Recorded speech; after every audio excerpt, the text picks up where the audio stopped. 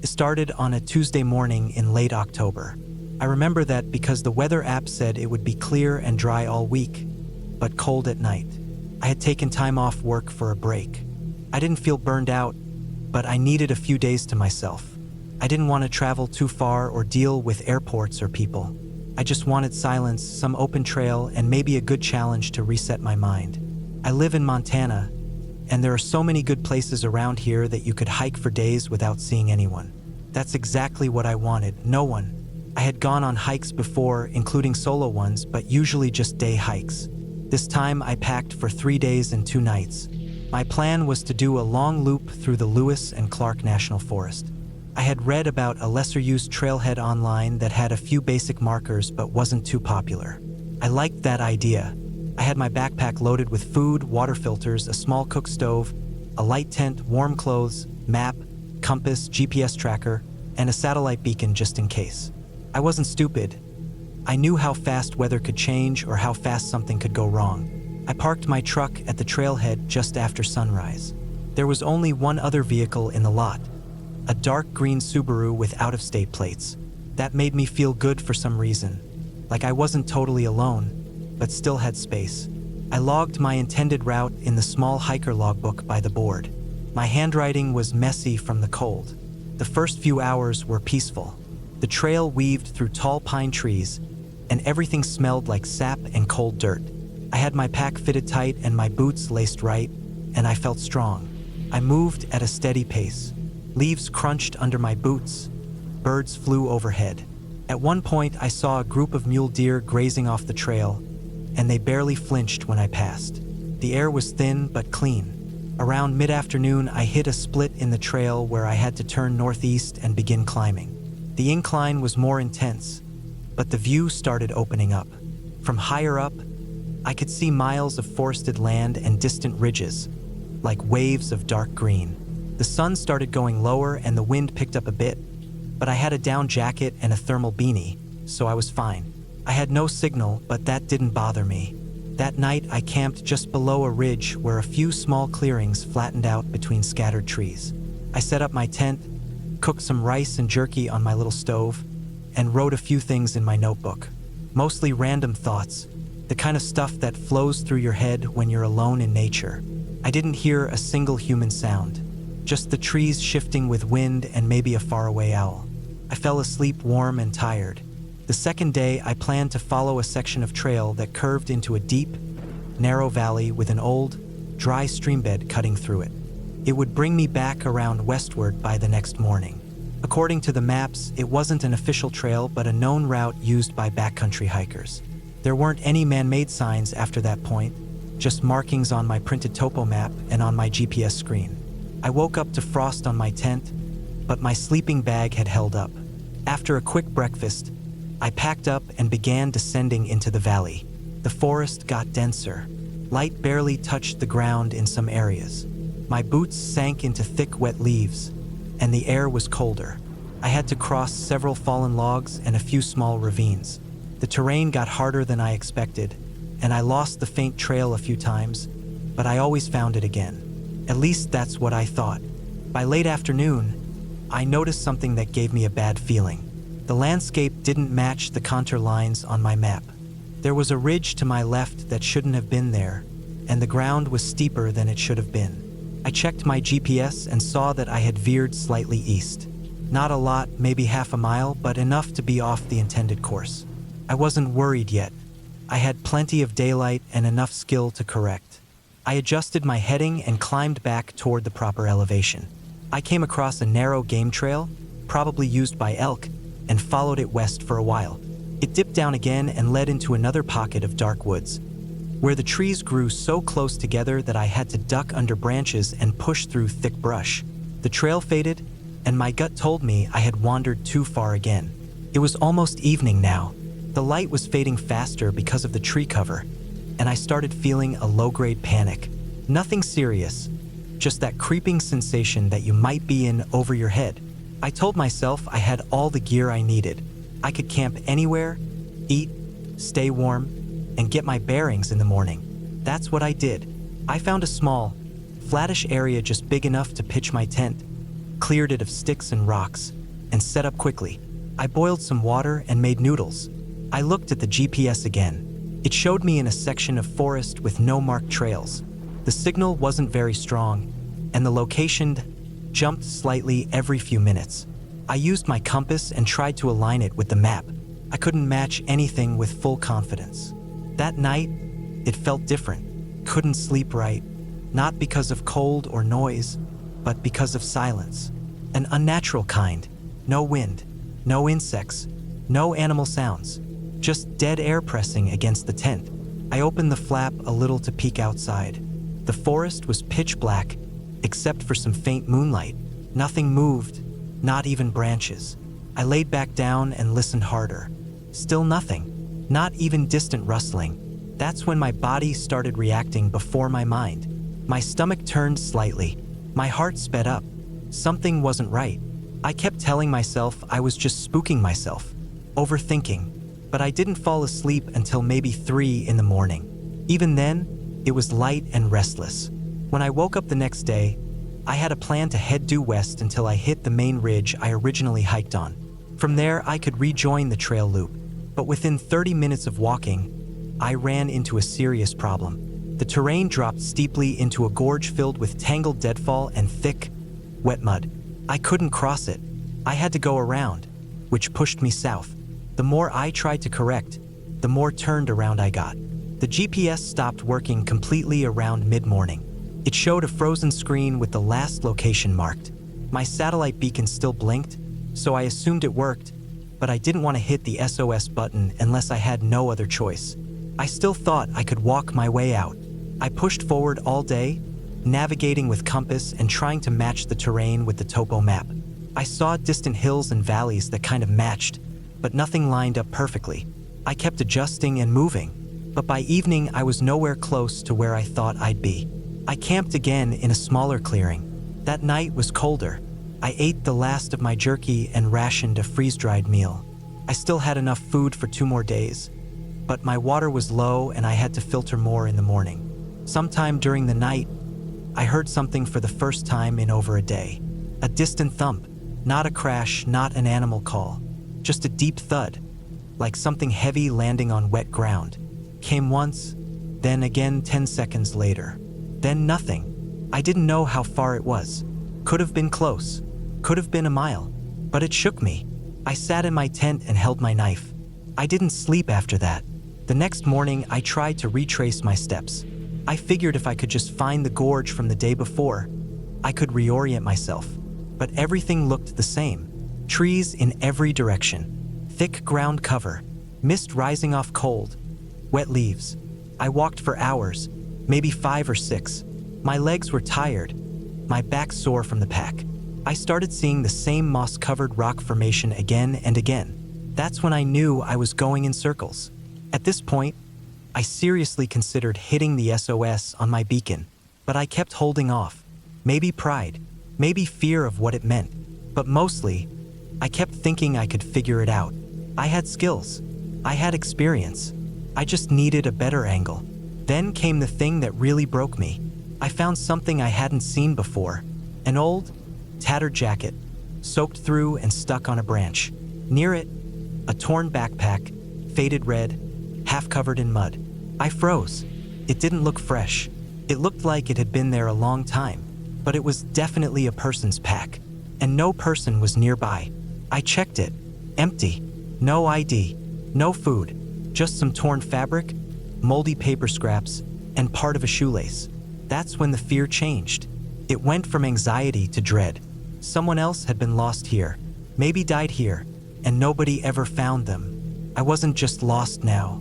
I was in a place people didn't get found. I camped again that night without food. My last real meal had been the previous morning. I was running on fumes. My legs ached constantly. My thoughts felt slow. The forest felt wrong. Every tree looked the same. Every hill felt like a repeat. I had the feeling I was inside something too big for me to understand. That night, I didn't even put up the tent. I wrapped myself in my bag and leaned against a tree, hoping for sunrise. I hit the SOS button the next morning. My fingers shook when I did it. The light blinked red, then green. I waited. I didn't know how long it would take.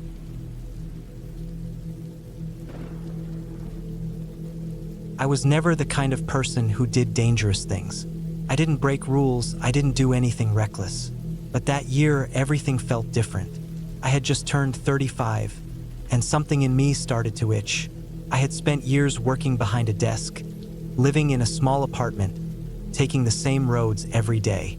It was like a slow kind of suffocation I hadn't noticed until one day, I realized I couldn't breathe anymore. I wasn't happy. I needed space. I needed to move. So I planned a solo hiking trip. I picked a trail deep in the northern part of the state. It wasn't a tourist spot or one of those Instagram famous places. It was raw, silent, and remote. That's what I wanted. No people, no noise, just trees, rock, and air. It was a trail that looped through a forested mountain region, about 36 miles in total, and most hikers completed it in 3 days. I packed enough for 4, just in case. I didn't want to rush. I wanted to feel what it was like to just walk, eat, sleep, and move again the next day. No screens. No city noise. No one. The first day felt perfect. The morning air was cold but not harsh. I started around 8 a.m., parked my car at a small gravel lot, and entered the trailhead marked by a simple wooden post with fading paint. It wasn't maintained like a national park trail. There were no ranger stations, no visitor centers, no fences. Just the woods. A real trail. I had my GPS watch, a printed topographic map in a plastic sleeve, a good quality compass, a satellite emergency beacon, and all the survival gear that YouTube videos and hiking blogs told me to pack. My backpack weighed maybe 35 pounds. Felt heavy, but I got used to it as the hours passed. The forest around me was thick and quiet. The path twisted through tall pine trees, loose rocks, and stretches of soft mud. The sounds were only my boots, wind in the branches, and the occasional snap of a branch deep in the trees. I made camp before sunset, near a cold creek. I boiled water for dehydrated food, sat on a log, and watched the woods go from green to blue to black. The night was cold, but I was warm inside my sleeping bag. I slept harder than I had in weeks. Day 2 started smoothly. I woke up with the light, packed my gear, and kept moving. The trail became steeper that day, winding up the side of a ridge. The views opened up as I climbed. Mountains layered in the distance. I could see miles and miles of untouched forest. I felt so far from the world. I loved that feeling. That's what I had come for. I stopped to rest around noon, ate a protein bar, drank from my water filter, and checked my map. Everything looked good. The next campsite I had marked on the map was maybe 7 or 8 miles ahead. I had time. I kept going. But around mid-afternoon, something felt off. I was hiking along a narrow trail that cut across a steep slope. The drop to my left was sharp and full of rocks and tree roots. I remember stepping carefully, thinking how bad a fall would be there. But then, as I came around a bend, I noticed something weird. The trail looked wrong. It's hard to explain. The ground was still packed dirt, and there were still footprints, but it didn't look like the same trail I had been following. It curved more steeply, and the plants around it were denser. I paused, took off my pack, and looked at the map. My GPS watch still tracked my movement, but I realized I hadn't checked it for a couple hours. The trail wasn't matching the shape on the map anymore. I tried to reorient myself. Maybe I had taken a wrong turn, but I didn't remember any fork. The trail had been one long, clear line. I thought maybe I was just tired and overthinking. I turned on my GPS beacon for reassurance. The blinking light came on, and I took a deep breath. I kept walking, but the farther I went, the less things made sense. The slope kept getting steeper, and soon the path almost disappeared under fallen branches, leaves, and moss. There were no trail markers, no footprints except mine. I should have turned back right then, but I didn't. I thought maybe the main trail dipped like this before looping back. It didn't seem like I was that far off. Besides, the idea of turning around and going uphill again felt exhausting. I kept going. Stupid. The light started to fade early under the thick trees. I didn't want to get caught on that slope in the dark, so I looked for a flat patch to camp. I found a small area beneath some spruce trees, Not ideal, but flat enough to sleep. I boiled water again, ate quietly, and tried to relax. I told myself it was just a side trail. I'd find the main path again in the morning. I even laughed at myself a little. People got turned around all the time in the woods. It wasn't a big deal. That night, I didn't sleep well. I kept waking up to strange noises. Not animals. I'd heard raccoons, deer, and coyotes before. These were slower, heavier, branches snapping like someone stepping hard through the trees. Could have been a moose, I thought. Maybe even a bear. But whatever it was, it didn't sound like it was moving on 4 legs. The steps were spaced out. 1, 2, then nothing. Then again, 1, 2, snap. I lay still for a long time, holding my breath, heart pounding so loud I thought it might give me away. Eventually, the steps faded. I must have fallen asleep again, but it was broken sleep. I woke up before dawn, the inside of the tent cold, my face damp with sweat. I packed up quickly and left. I wanted off that slope. I wanted to find the real trail. I started moving downhill again, thinking it might loop back toward the creek I had passed on the first day. But as the sun rose, I saw that the land was changing. The forest here felt different. The trees were closer together, the underbrush thicker, and there were no signs of any human trail, not even animal trails. The ground was soft, full of rotting logs and patches of dark, wet moss. The air smelled heavy and damp, like mold and mud. I pulled out the map again, but it was useless now. I didn't know where I was. The GPS watch still tracked my steps, but I couldn't get a signal strong enough to load the satellite image. The little blinking dot showed movement, but there was no context. Just a line showing I had wandered far from where I was supposed to be. I thought about turning around again, but I didn't know how far I'd come since the last familiar point. It felt like I had crossed into a different part of the forest entirely. I looked up at the sky, trying to guess direction from the sun, and started walking north. By early afternoon, I was exhausted. The forest was closing in more and more. I couldn't find any clearings, no high ground to see where I was. Everything looked the same. I didn't want to panic, but it was already settling in, deep in my chest, like a slow weight. Then I found something strange. I came across what looked like an old hunting shack, half collapsed and swallowed by moss and vines. It had no door, just a square opening, and the roof sagged in the middle. I stepped inside. The smell was awful, like wet wood and decay. Inside were a few rusted metal tools, a pile of rotting cloth, and some animal bones in the corner. Old, dry, long forgotten. But what shook me was the wall. Someone had carved things into the inside of the wall. Deep cuts, messy, uneven. Names, dates, random letters. It didn't look like kids messing around. It looked desperate. I traced my fingers over one carving that just said, 3 days and no food. Another one had a series of lines scratched over each other like someone had been counting something. I left the shack quickly. Something about it made my skin crawl. I kept moving, but now I was scared. Truly scared. I realized no one knew where I was anymore. If I broke my leg or got bitten or collapsed from exhaustion, no one would find me for days, maybe weeks. I turned the emergency beacon to high alert, hoping the signal might eventually get out. But nothing changed. I walked until my legs couldn't take it anymore.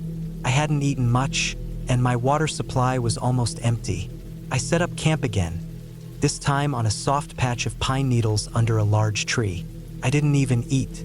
I just lay there, exhausted, listening. That night, I heard it again. The slow steps. 1, 2, then silence. Then again. Closer this time. I sat up in the tent, barely breathing. Whatever it was circling. I couldn't see anything. My flashlight was inside my bag, and I didn't want to unzip the tent. I just waited. Then the sound stopped. I didn't sleep. In the morning, I found footprints. Not animal prints. Boots. Human boots. Old maybe, but clear.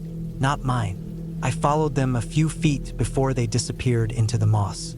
I stood there for a long time, heart racing. Who else was out here? I didn't want to find out. I walked all day again, pushing through thickets, climbing over fallen trees, slipping in mud. I screamed at one point, just yelled, hoping someone might hear me. but there was nothing. No echo, just trees. Late that afternoon, I saw a power line.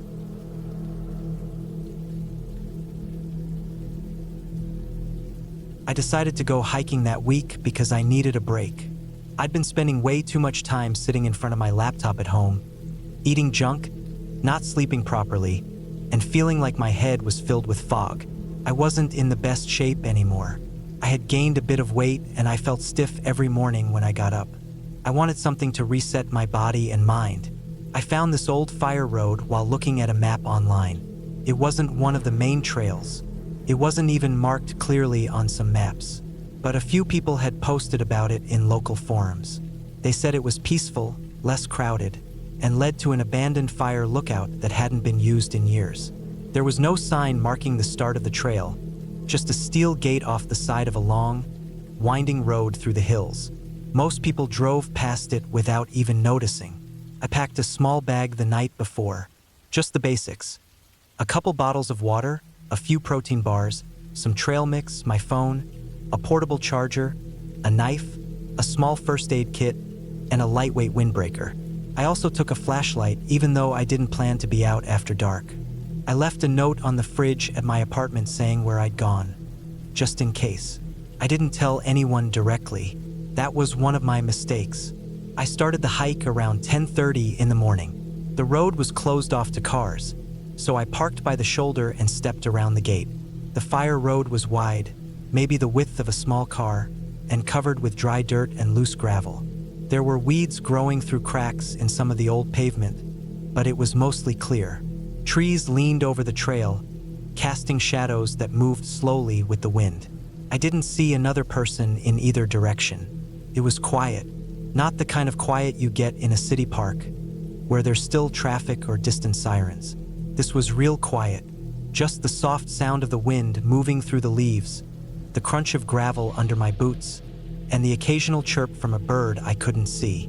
For the first couple of miles, it felt peaceful, like I'd finally stepped outside of the stress I'd been stuck in. It felt like I was giving my brain space to breathe again.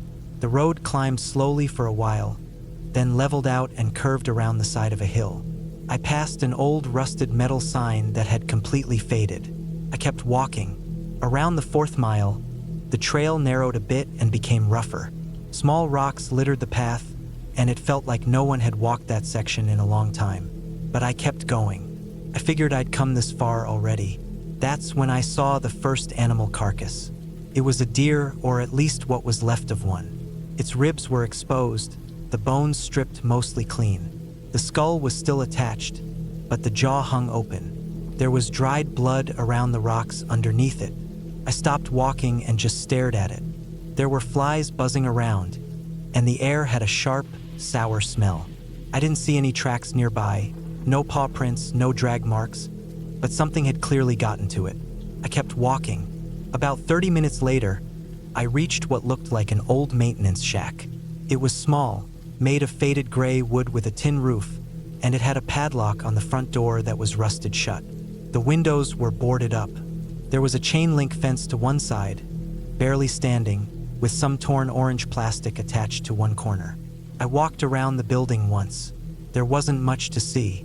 A couple of crushed soda cans in the dirt, a pile of rocks, some broken branches. I didn't hear anything out of the ordinary. I rested there for a few minutes, drank some water, and kept going. The trail climbed again after that. It twisted through some switchbacks and passed through a dense patch of trees where the light barely came through. That part felt different, heavier. There was no wind there, no bird calls either, just the sound of my boots and my breathing. I thought about turning back, but I didn't. I wanted to reach the lookout. It took me another hour to reach it. The fire lookout stood on a bare hilltop, overlooking a wide valley below. The structure was small, made mostly of metal and glass, and sat up on stilts with a narrow staircase leading to the deck. One of the windows had been smashed. The rest were caked in dust. I climbed the steps and walked around the deck slowly. I could see the road winding far below, the hills stretching for miles, and even a distant reservoir shining under the sun. I sat up there for a while, ate a protein bar, drank the rest of my water. The wind picked up a little, felt good on my face. I checked my phone, but I had no signal. That didn't bother me at the time. I had saved the map offline, and I knew which direction I had come from. But then I noticed something strange. Down in the valley, near the treeline, I saw a small flicker of movement. At first, I thought it was an animal, but then I realized it wasn't moving like an animal.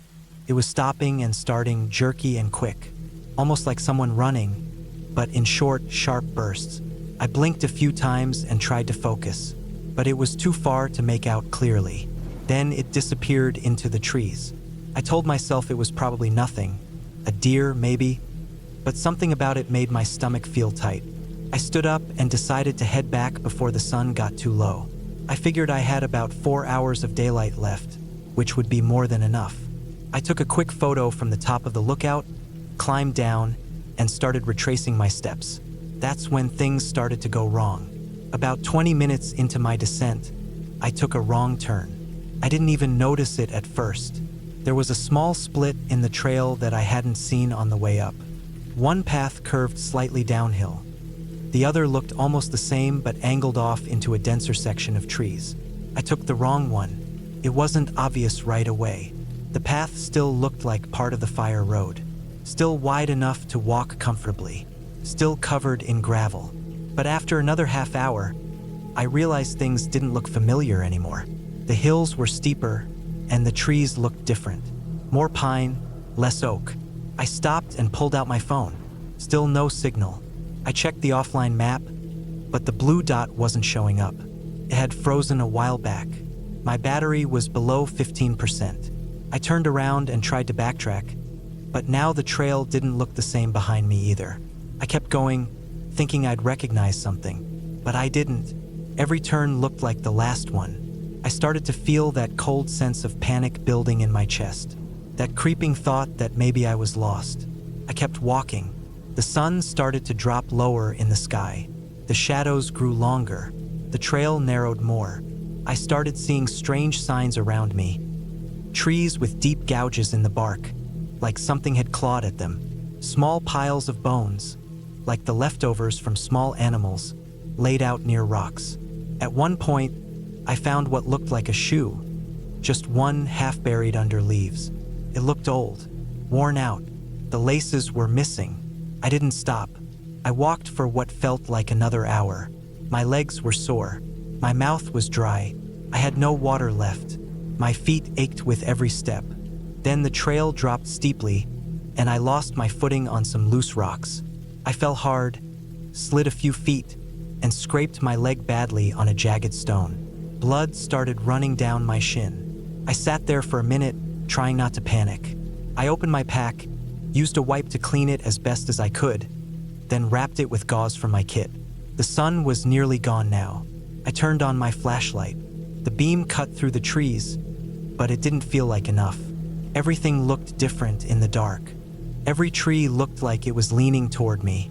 Every rock looked like something crouched behind it. I kept the light pointed forward and kept moving. Then I heard something behind me. Not a branch snapping or an animal moving in the brush. This was different. It sounded like footsteps, slow, crunching on gravel. I stopped. The sound stopped too. I stood there, holding my breath, listening. My heart was pounding so hard I could hear it in my ears. I started walking again, faster now. The sound started again too, keeping pace with me. Not close, but not far enough either. I didn't run. I didn't want to make noise. I just kept walking, pushing through the brush when the trail became too narrow. I kept the light pointed behind me now, checking every few steps. Nothing, but I could feel something. That awful sensation that someone is behind you, just out of sight. Eventually, I saw a break in the trees, clearing. I stepped into it, hoping maybe it would give me a better view of the stars or the moon to guide me. But what I found was worse than anything I'd imagined. It was a small campsite, old, abandoned. There were 2 tents collapsed and torn, a fire pit filled with ash and broken glass, a rusted lantern on its side, scattered trash, cans, wrappers, a sock, a cracked plastic bowl, and something else, a backpack, mostly zipped up with one strap torn off. I approached it slowly and crouched down. Inside, I found some ruined clothes, a broken phone, and a wallet. The ID inside was faded, but I could still read the name. I didn't recognize it. The photo looked like a young...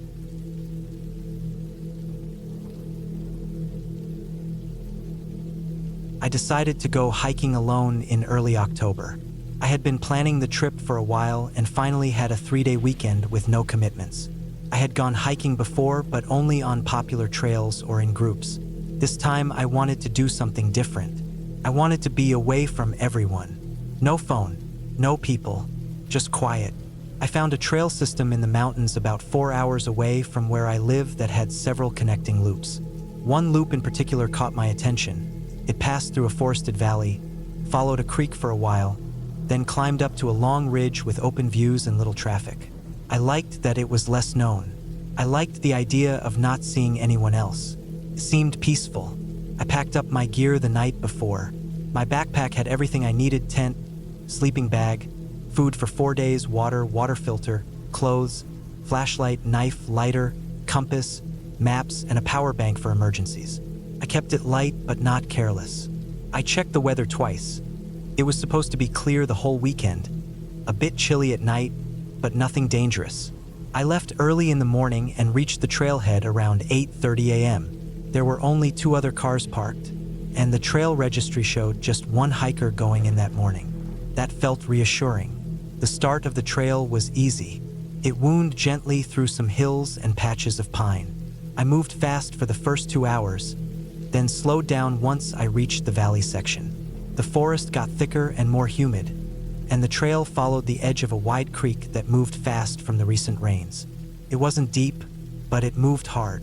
I stopped to fill my water bottle and sat on a flat rock to eat some snacks. It was quiet, no wind, just water and distant birds. I kept going for another hour or 2 until the trail split. The left fork went up the ridge directly. The right one followed the creek for a few more miles before connecting back around the base.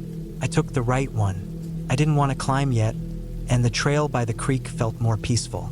That was probably the first mistake. The further I went, the narrower the trail got. It was still marked on the trees with old paint blazes, but some parts were covered with fallen branches and leaves. It looked like fewer people used this path. I started seeing old logs across the way and muddy patches that hadn't been stepped on in a while, but I didn't think much of it. I figured it was just off-season. I passed a collapsed wooden bridge where the trail used to cross the creek. The logs were broken and half-sunk in the current. The only way across was stepping over some rocks upstream. I made it without falling, but my boots got wet. That annoyed me. Wet boots on a long hike are a recipe for blisters. I changed socks and kept going. Around 3 p.m., I stopped again to eat. I hadn't seen anyone since the start. No prints on the muddy trail. No sound of voices or footsteps. Even animals seemed scarce. I saw 1 deer early on and heard some rustling in the brush, but nothing else. No squirrels. No signs of big animals either. It felt too quiet, but I didn't really register that until later. I kept hiking another hour or so, looking for a flat place to set up camp. The trail had started to curve away from the creek and into a thicker part of the forest. The trees were older here, taller, more tangled. The kind where light barely touches the ground. Everything felt damp, like it had just rained, even though it hadn't. My clothes stuck to my skin, and the air smelled like moss and old bark. I found a small clearing just off the trail. It wasn't perfect, but it was flat enough for my tent and dry enough to not soak through my tarp. I unpacked slowly, set up the tent, got water from the creek one last time, filtered it, and made a quick meal. I didn't build a fire. I didn't want the smoke smell on my gear, and I felt too tired. I just ate, listened to the creek far off, and crawled into my tent as the sky turned dark. That night, something felt wrong. It wasn't one specific thing. It wasn't a sound or a shape. It was a feeling in my gut, like something was off. The air didn't move. I didn't hear a single insect or bird once it got dark. Not even the wind moved the trees. I lay still for a long time, just listening. I told myself it was just being alone in a quiet place, that the woods were always strange at night. Around midnight, I heard something. Not footsteps, not animals. It was more like movement in the brush. Something moving slow, something heavy, not stomping but steady. It didn't come close to the tent. It stayed far off, maybe 50 yards away. I heard the same sound 2 or 3 times in the next hour. It would stop, then start again. I stayed still, hand on my knife. I didn't unzip the tent. I didn't look. I didn't sleep much either. In the morning, I got up early, packed fast. I didn't eat. I just wanted to get moving. The air still felt heavy. I checked the map and decided to skip the rest of the loop and take the ridge trail up and out. It would add some elevation but get me out of the valley faster. I started climbing mid-morning. The trail got steeper but clearer. It was more exposed too, so I felt a bit better once I got above the tree line. The sun felt good. The wind finally moved. But the trail was long, and the ridge was wider than I expected. I had to stop more often. My legs started cramping from the day before. Around 1 p.m., I saw something weird. It was a pile of clothes near a large boulder off the trail. Not just one jacket or shirt, but an actual pile. Like someone had taken off everything and left it in a neat stack. Boots, pants, shirt, even socks. No pack. No food wrappers. Nothing around it. It was old too. Faded. Moldy. The clothes had clearly been there a long time. Months at least. I didn't touch them. I just stood there and stared for a minute. I looked around. No prints. No signs anyone had been near. I moved on. For the rest of the day, I kept checking behind me. I didn't know what I expected to see, but something about that pile kept bothering me. People don't just leave their clothes like that unless something's really wrong. And the way they were folded, neat, placed carefully, it wasn't normal. That night, I camped higher up. I found a ledge off the ridge that had flat rock and some brush cover. Felt safer. I set up fast and ate while sitting with my back to the rock wall. I watched the sunset turn the valley orange. I tried to calm myself, but I didn't sleep again. Around 2 a.m., I heard the same kind of noise as the night before. Far off at first, then closer. Movement. Not fast, just deliberate. Then it stopped, and I heard a single crack, a branch snapping. It wasn't close, but it wasn't far either. I didn't move. I held my breath and listened for what felt like an hour. Eventually, I must have drifted off because I woke up just before sunrise. Nothing looked disturbed, but I still packed up faster than usual and started hiking again. My body hurt. My head felt like it was full of pressure. Like I wasn't thinking clearly anymore. I told myself I'd be out by afternoon, just a few more miles. But the trail started to look different. The trees had more moss. The rocks looked like they hadn't been stepped on in a while. The blazes on the trees got fewer and harder to see. I checked the map again and again, and it told me I was on the right path. But it didn't feel right. I passed another strange thing, an old metal pot hanging on a branch. It was rusted through, like someone had left it there years ago. But it wasn't just thrown away. It was placed on the branch carefully. Then I found the tree carvings. Random letters, numbers, a few full names. Some of them recent. Some carved deep with a knife, others just scratched into the bark.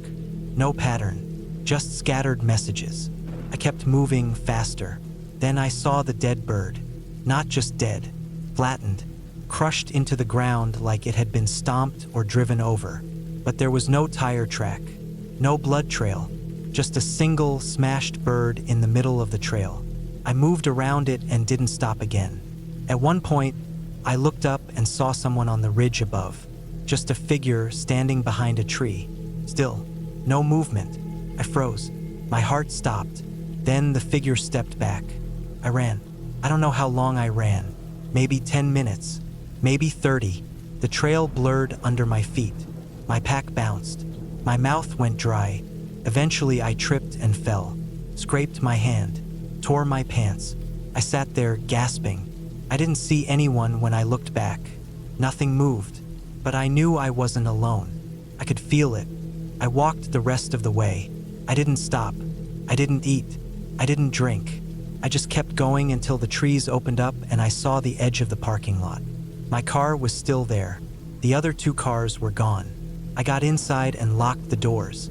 I sat for almost 10 minutes before starting the engine. I didn't want to look in the mirrors. I didn't want to check the back seat. I just drove.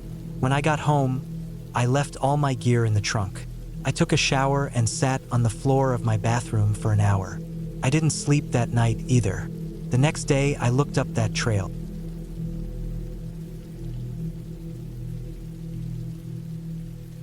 It started out as a normal hike. I had a long weekend, and I didn't want to waste it staying home. My job had been draining me lately, too many hours in front of a screen, sitting in a small office with no fresh air. I needed something different. I needed to move my body and breathe in air that didn't smell like coffee and printer ink. I had been planning a solo hiking trip for a while but never got around to it. I kept putting it off. Too much work, not enough time, too tired.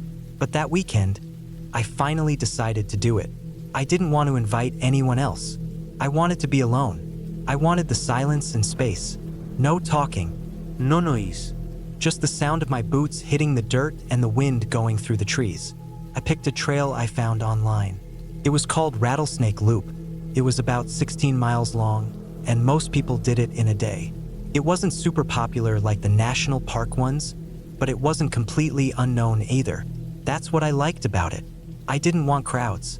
I wanted peace and quiet, maybe a few deer or squirrels along the way. Nothing else. The trail was about 2.5 hours away from where I lived.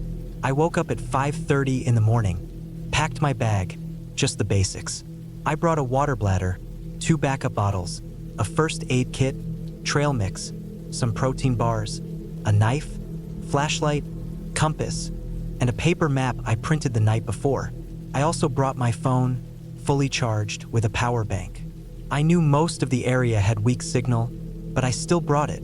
I wore long sleeves and pants even though it was hot because I didn't want to get scratched by branches or bit by insects. I sprayed myself with bug spray and wore my old hiking boots that were broken in and tough. I left my car in the gravel lot at the trailhead just before 9 a.m. At first, everything felt perfect. The air was cool, and the sky was bright. I could hear birds in every direction. The first few miles were easy, flat and wide paths with green on both sides and soft dirt underfoot. I passed 2 other hikers coming from the opposite direction. We nodded at each other but didn't say anything. That was fine by me. After about an hour and a half, I took my first break on a log and ate a protein bar.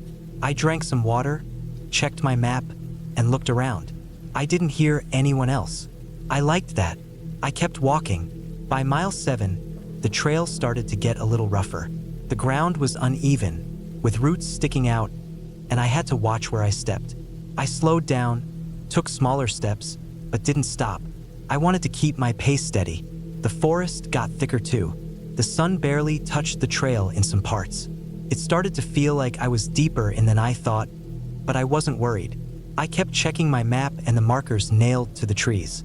Everything matched. Around mile 9, something happened. I heard something off the trail. At first, it was just a sound, like a quick snap, like someone stepped on a dry stick. I stopped and looked into the trees. I didn't see anything. I stayed still for a while. I listened. Nothing moved. I figured it was just a deer, maybe even a raccoon. Animals move fast. They hear you and run. I didn't think about it too much and kept going. The trail turned into a thin path that curved around a rocky hill. I could see down the side, a steep slope that dropped into thick woods and disappeared into shadows. I kept close to the hill wall and moved slowly, using my hands to steady myself now and then. Then I heard it again. That snapping sound, louder this time, closer. It didn't sound like a small animal anymore. It was heavy, not a single step either. It was a set of steps. I stopped again. I didn't want to believe someone was following me, but that's the first thought I had. I turned around. The trail was empty behind me. I looked over the slope too, but it was too thick with trees to see far. I stood there for a minute, listening again. It was quiet, still. I could hear my own breathing and my heartbeat in my ears. I felt cold even though it was hot out. I took a deep breath and kept going, a little faster now. My legs started to feel sore by mile 11. I hadn't taken another break since the log. I sat on a flat rock and took off my pack. I drank more water and stretched out my calves. I tried not to think about the noise I heard. It was probably nothing, probably just an animal that got spooked and ran off. But still, I looked behind me again. Nothing. When I got back up, I noticed something I hadn't before. There were marks on the ground. Not prints, just scuffs in the dirt, like boots dragging, spaced apart the way someone might walk. At first I thought they were mine, but they weren't going in the same direction. They were behind me, not in front. Someone else had been there. Maybe one of the people I passed earlier had doubled back, but I couldn't think of a reason why. I walked faster. The trail forked at mile 12. Left went downhill toward a small creek marked on the map. Right went uphill through more dense forest and around the back half of the loop. I chose right. It was harder, but it would get me out quicker. I didn't want to stop at a creek anymore. I didn't want to sit near the water with no visibility around me. I wanted to be done. The sun was lower now. The light looked different, more orange than white. I realized I had taken longer than I meant to. I checked my phone. No signal, not even one bar. That didn't surprise me. As I walked, the feeling that I was being followed got stronger. It wasn't just noise anymore. It was that gut feeling, like someone's eyes were on me. I kept glancing back over my shoulder. Every time I did, the trail was empty. Then I started to smell something. It was faint at first, but sharp. It smelled like rust, like old blood. I stopped and sniffed the air. I looked around. There was nothing in sight, but the smell was real. I covered my nose with my sleeve and kept walking. The trail got narrow again, and the trees on both sides were closer now. The sun barely touched the ground. I started to sweat more, not just from the heat, but from how tense I felt. I wasn't even thinking about nature anymore. I wasn't looking at birds or trees. I was just thinking about how far I had left to go and how fast I could do it. Then I heard breathing. I stopped cold. It wasn't mine. Mine was loud and fast. This was different. It was low and slow, just behind the trees to the left of me. Not animal-like. It sounded human. I didn't say anything. I didn't call out. I didn't want to make any noise. I just stood there, frozen, my ears wide open. The breathing stopped. I turned and ran. I ran down the trail, not even looking where my feet landed. My backpack bounced against my back. I heard twigs snapping behind me. I didn't know if it was footsteps or something falling, but I didn't stop to look. I ran until my lungs burned and my legs felt numb. I don't know how long I ran. Maybe 2 minutes, maybe 5. I finally stopped at a sharp bend in the trail. My legs couldn't go anymore. I bent over, hands on my knees, breathing hard. I looked back. No one was there. The trail was empty again, but I knew I wasn't imagining it anymore. I knew someone was out there. I could feel it deep in my bones. Something wasn't right. I pushed on, slower but not stopping. At mile 15, just 1 mile from the end, I saw something that made my stomach drop. There was a piece of fabric on the ground, dark, dirty, torn. It looked like part of a sleeve. I stepped closer. There was dried blood on it. Not a lot, but enough to know it was real. I looked around. I didn't see anything else. No body. No bag. No sign of a person. Just that sleeve and that same smell again. That metallic, rust-like smell. I didn't want to stay there. I moved as fast as I could. The trail got wide again near the end. I could see more light now. I knew I was getting close. I checked my phone again. Still no signal. Then I heard a whistle. Not a bird. Not the wind. It was short. 2 notes. From behind me, like someone calling out without using words. I didn't turn around this time. I just ran. I ran the last half mile until I saw the wooden sign marking the end of the trail and the gravel lot where I parked. My car was still there. The lot was empty. No other cars. Just mine. I jumped in, locked the doors, and didn't look back. I didn't drink water. I didn't take off my boots. I just drove. I drove until I got into town, stopped at a gas station, and sat in the lot with the engine running. Only then did I let myself breathe. Only then did I let my hands stop shaking. I never reported anything. I didn't know what to say. I didn't see a person. I didn't see a face. I didn't see a weapon. But I know what I heard. I know what I felt. I know that I wasn't alone out there. I never hiked alone again, and I never went back to that trail.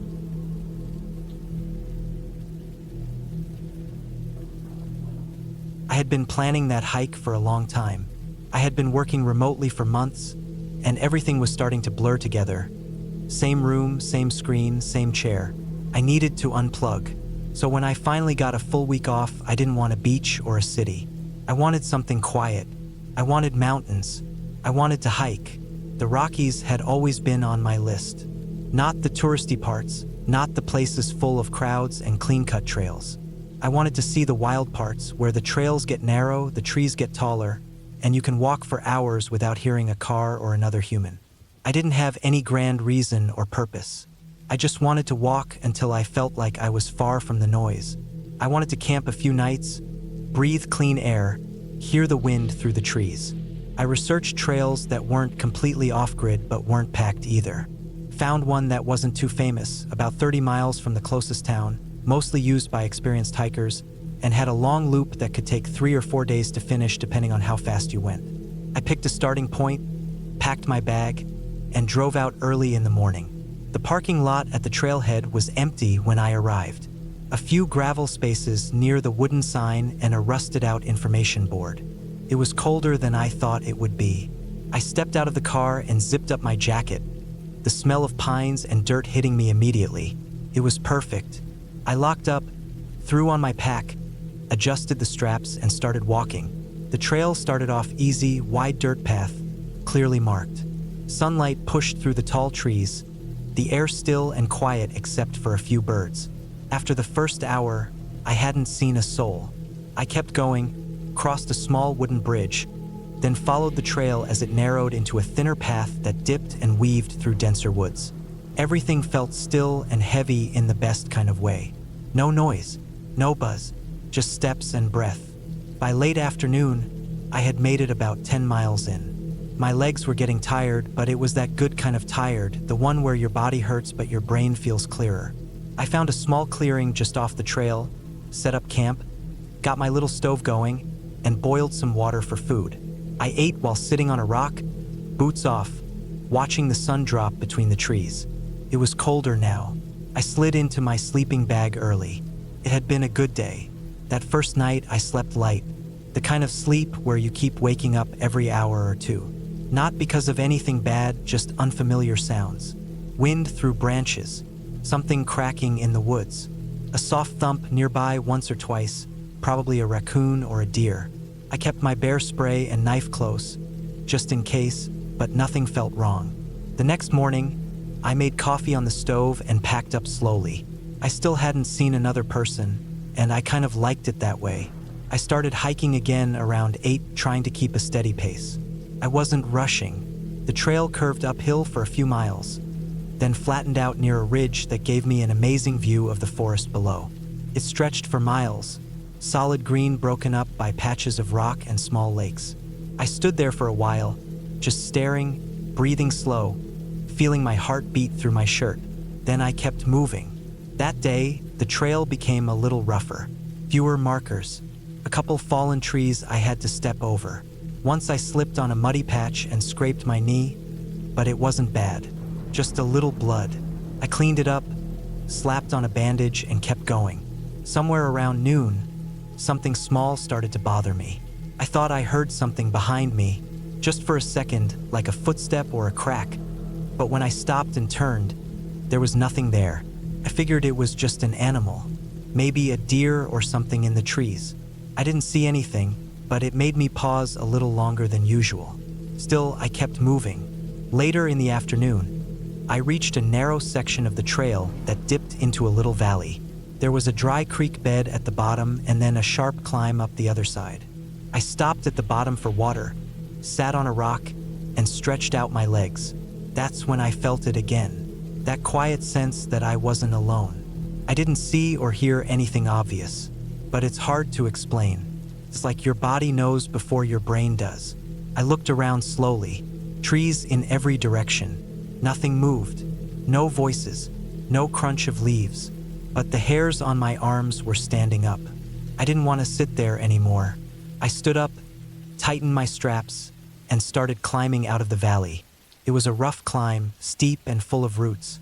I was breathing hard by the time I got back to flat ground, and when I turned to look behind me, something caught my eye. A branch bounced, just a small one on the side of the trail where I had come from.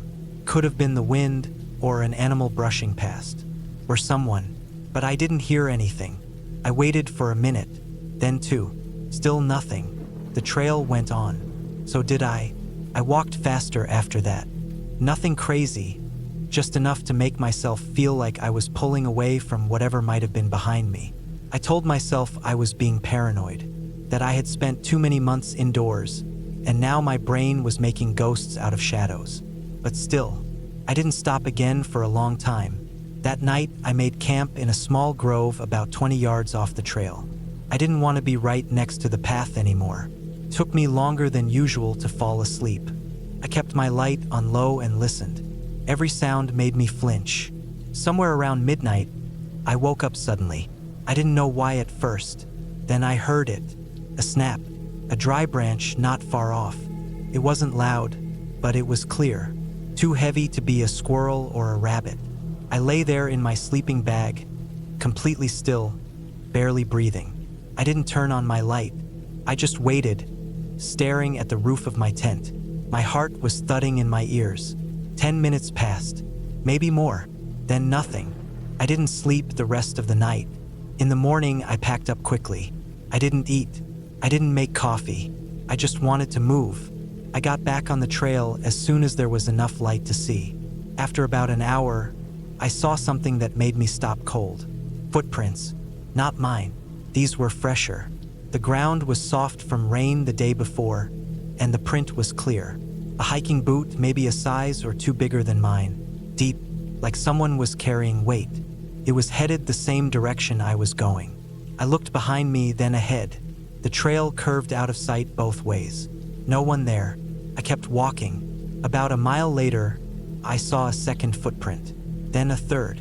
Then they stopped. The trail continued, but the prints didn't. That didn't make sense. Unless whoever it was had stepped off the trail. I looked into the woods. Trees, brush, no movement, no sound. I didn't want to be there anymore. I started hiking faster. Not running, but close. My breath got short. I kept checking behind me.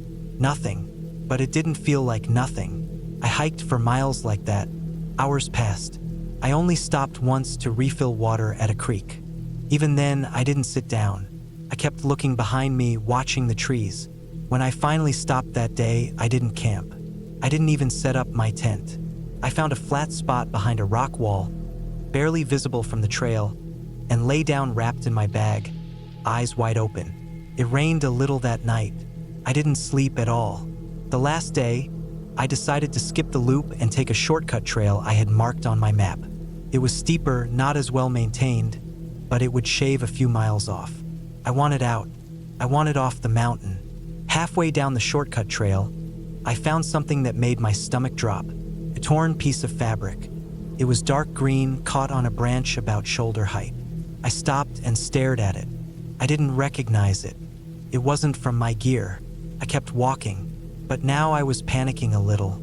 My hands were shaking. My legs were tired. I hadn't eaten much in over a day. I was 2 miles from the parking area when I heard it again. Footsteps. Not close. Not far. Just steady. Behind me. I didn't stop. I kept moving, fast. I didn't look back. I just moved. The trail got rougher near the bottom. Steep, rocky, narrow.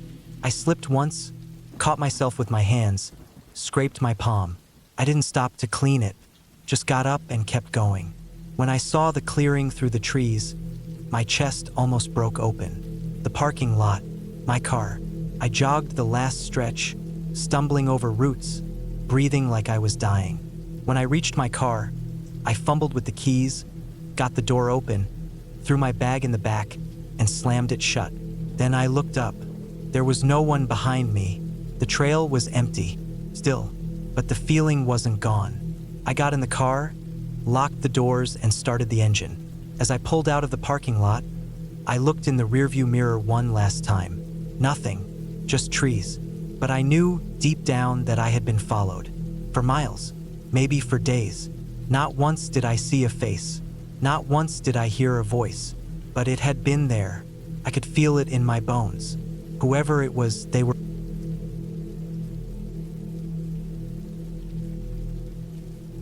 I decided to take a solo hiking trip deep into the lesser-known side of the forest reserve in late October. The area wasn't famous for its trails, and that's what I liked about it.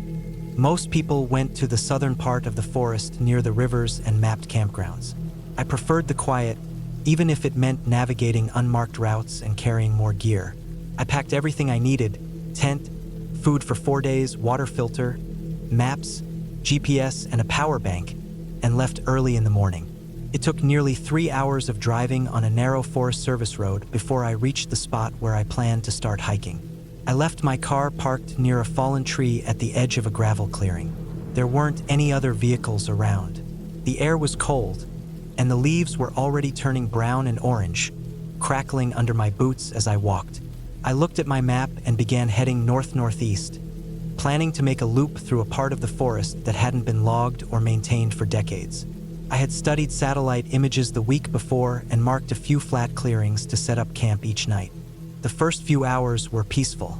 I followed an old logging path that had mostly grown over with weeds and shrubs. Every so often, I'd see rusted metal cables half buried in the dirt or pieces of broken concrete that must have been part of some old structure. I kept my pace steady and took breaks every hour to sip water and eat a snack. I kept my phone in airplane mode to save battery, but my GPS was working fine. Around noon, I took a longer break on a rock outcrop that gave a partial view of the valley below.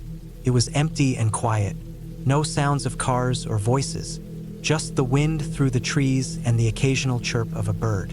I felt good, alive. It's the kind of silence that only exists far from people. After lunch, I kept moving deeper into the forest.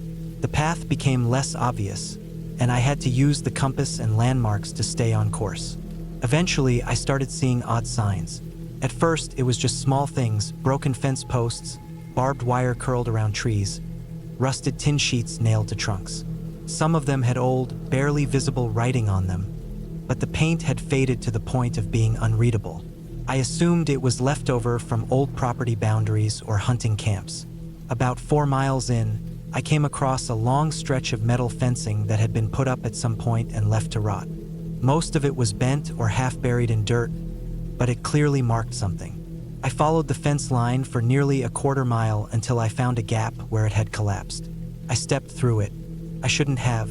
The forest on the other side didn't look different at first. The same mix of birch and pine trees, the same kind of undergrowth, the same dead leaves crunching under my feet. But as I walked further, I noticed how quiet it had become. No bird calls, no rustling, not even the wind. I paused to listen but heard nothing but the sound of my own breathing. It wasn't even eerie at first, just still. I shook it off, told myself it was normal for some parts of the forest to be quieter than others, and kept going. By 4 p.m., I found a flat spot near a dry creek bed and set up camp for the night. I gathered firewood, boiled water, and ate a hot meal of dehydrated chili. I felt a little uneasy, but I couldn't say why. Something about the silence hadn't left me. It just felt like the woods were holding their breath. I double-checked all my gear before climbing into the tent. I didn't sleep well. I kept waking up to small sounds: branches snapping, leaves crunching faintly, like footsteps in the distance. I kept telling myself it was animals, probably deer, maybe raccoons, but something about the rhythm of the sounds made me stay still, not wanting to unzip the tent. In the morning, I stepped out to check around. Nothing was disturbed. My food was untouched. No tracks, no signs of anything. I packed up quickly and kept moving, thinking I'd feel better once I was walking again. But the deeper I went, the stranger it felt. I started seeing more broken fencing, not in one direction, but scattered around like it had surrounded a large area at some point. It was like I was walking through the remains of something someone had tried to keep in or out. I saw a metal drum rusting in the underbrush, and then an old wooden structure that had mostly collapsed.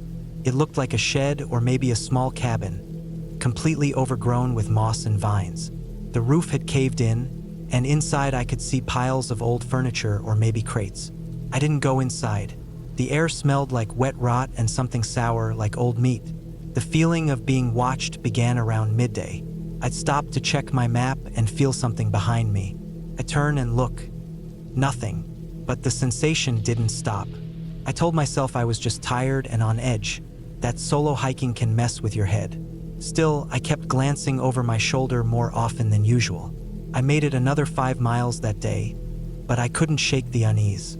I passed more weird signs. Mattresses dumped in the woods, half-burned shoes, an old fridge with the door hanging open. All of it looked like it had been there for years. I saw something that made my stomach turn. A dog collar nailed to a tree right at eye level. The nameplate was scratched off. That night, I didn't sleep much at all. I didn't light a fire. I didn't cook. I just ate trail mix cold in the dark and lay in my sleeping bag with my knife next to me. Every few minutes, I heard twigs breaking in the woods around the tent. They didn't sound random. They sounded like someone walking, stopping, moving again. I held my breath for long stretches, straining to hear better, but it never got closer, just out there circling. At dawn, I was already packed and walking. I planned to head west and cut the loop short. I didn't care about finishing the planned route anymore. I just wanted to get out of there. But the woods didn't seem right anymore. I was using my GPS, my compass, and the sun, but everything felt off. Trails I had marked weren't where they should be. The terrain wasn't matching the map. I climbed a ridge I thought would lead back toward the road, only to find another valley beyond it, with more fence remnants and old barrels scattered around. At one point, I found a stream and decided to follow it downstream, hoping it would eventually lead to a larger water source or road. The banks were muddy, and the ground was uneven. After an hour or so of walking along it, I noticed something shiny half-buried near the edge. It was a broken smartphone. The screen was shattered, and the battery had been ripped out. I picked it up anyway.